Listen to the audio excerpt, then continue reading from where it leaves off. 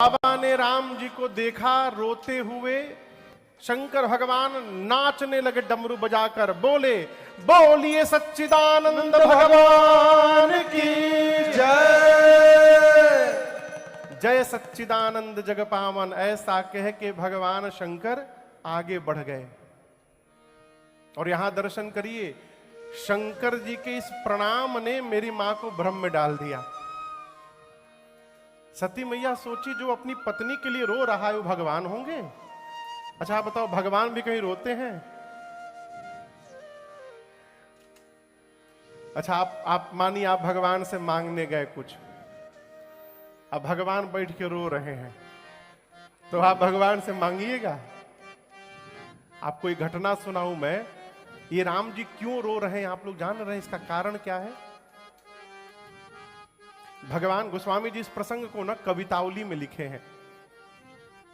राम जी जब चित्रकूट में थे तो सप्ताह में एक दिन संतों का भंडारा कराते थे। संतों को बुलाते थे, सीता मैया रसोई बनाती थी, संत भंडारा पाते थे, भोजन प्रसाद पाते थे, खूब आशीर्वाद देते थे। लेकिन जाने के बाद अपने अपने आश्रम संत उदास होकर बैठ जाते थे। महात्मा बोले बताओ, राम जी को कुछ नहीं करना पड़ता है, सीता जी उनके साथ हैं, खूब चकाचक रसोई बनाती हैं, राम जी पाते हैं, एक हम लोग हैं, अपने लाओ, अपने सुधारो, अपने पकाओ, अपने पाओ, कितना कष्ट है। काश हम लोगों के पास भी कोई होती तो हम लोग को कुछ नहीं करना पड़ता ना। तो महात्मा लोग क्या सोचे कि राम जी के पांव में तो जादू है, पत्थर को छू के स्त्री बना देते हैं। तो सब महात्मा अपने अपने साइज का पत्थर लाके आश्रम में रख लिए।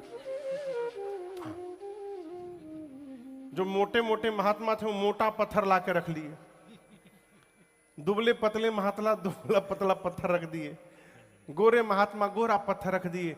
ये बात जब लक्ष्मण जी को पता चली तो लक्ष्मण जी बोले भैया ये तो रिएक्शन हो गया है, सारे महात्मा पत्थर जमा करके बैठे हैं आश्रम में। राम जी बोले तो गलत संदेश चला गया।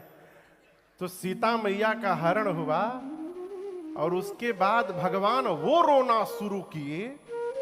महात्माओं के आश्रम के बाहर जाकर गला फाड़ फाड़ के रोते थे राम जी। महात्मा देखो अरे बाप, स्त्री के लिए यदि भगवान को इतना रोना पड़ रहा है तो हम लोग की क्या गति होगी, हम तो रोते रोते मर जाएंगे। सारे महात्मा सब पत्थर उठा के बाहर फेंक दिए, हमको स्त्री नहीं चाहिए। भगवान इसलिए रो रहे हैं। सती मैया को क्या लगा कहीं भगवान भी रोते हैं, ये भगवान नहीं हो सकते हैं। बाबा ने खूब समझाया,